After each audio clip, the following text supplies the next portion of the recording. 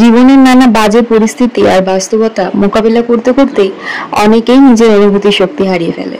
আর এই অনুভূতি শক্তি হারিয়ে অনেকেই নিজের ইচ্ছা সম্পর্কে বড্ড উদাসীন। যাদের আত্মসন্তুষ্টির জন্য ভীষণ অল্প কিছু প্রয়োজন হয় এবং যারা খুব অল্প চাওয়া পাওয়াতেই সন্তুষ্ট থাকতে পারে, মূলত তাদের এই অল্পতে সন্তুষ্ট হওয়া এবং সীমিত চাওয়া পাওয়া নিয়ে ভাববার বিশেষ কেউ থাকে না।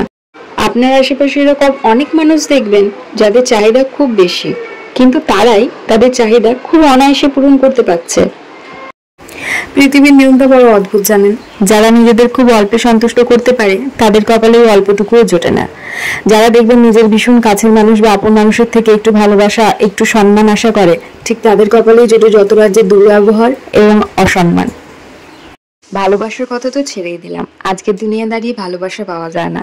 যারা ভালোবাসা পেয়েছেন তারা খুব ভাগ্যবান বলে আমি মনে করি।